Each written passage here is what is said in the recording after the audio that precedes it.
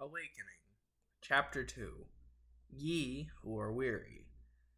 You'll be good in a few days, Seb. Just clean the wound often and change the bandages as much as need be, ideally at least once a day. Marcus told me as he packed up his bag of medical supplies. Thanks, Doc. He smiled and threw me a few bottles of non-addictive painkillers. I caught them and he walked off. Han hugged him as he left the house. The luxurious blue satin and silk couch I was lying on was just perfect. Gordon smiled and sat in the chair, but he was tapping his feet away. A clear, nervous tick. Gordon, it might be a good idea to seek therapy yourself. He nodded, but I could tell he was nervous. His eyes gave his emotions away. Han walked back over with two ornate glasses filled with a brown liquid. Gentlemen, I want to share my favorite rum.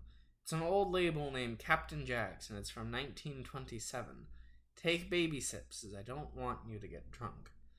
I smiled as she handed us each the glass. I held it up to my nose and inhaled the smooth but strong smell of the rum. The first sip was heavenly.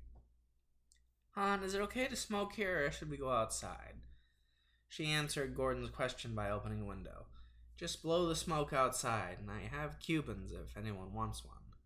I raised my hand, and she pulled out an ornate wooden box and handed me one. Again, I sniffed it and opened the window nearby to me as I lit up. So anyways, gentlemen, what other questions do you have for me? Gordon and I shared a look between the two of us. I nodded and let him speak first. How secure are your borders? She seemed surprised. Actually, not very. It's something I hadn't really thought of, to be completely honest. I looked out the window and sighed deeply. Well, Han, you need to get walls put up, not just for Atmos, but also for any random marauder. And you also need 24/7 surveillance and guards at those walls, armed to the teeth.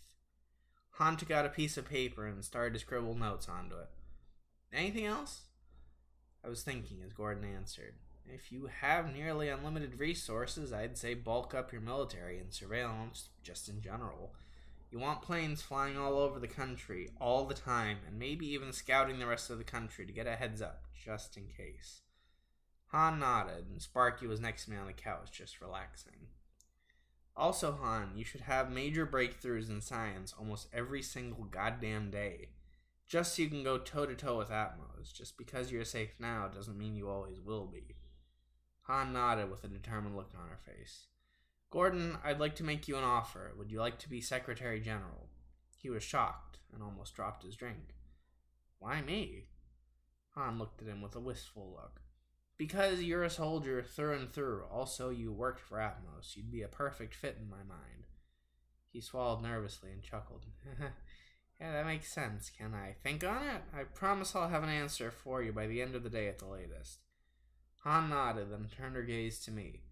Seb, I'd like you to be the Surgeon General, if you'd like. I nodded. What about Andy? Gordon asked, and Han smiled. He'd be the chief scientist, taking the place of my dearly departed Franklin. Gordon's smile quickly was taken away and replaced with a sad look. What's wrong, man? He looked at me. I miss Andy. As did I. Then Han lit up. If you'd like, we should be able to visit him. I really wanted to see him. Sure, why the fuck not? Gordon, you in? He smiled brightly while nodded. Han then picked up her car keys. Let's take the Jeep. Okay then. I whistled for Sparky, and he got up and barked excitedly. I'd like to see how he's doing. I was hoping he adjusted well. We'd see soon enough.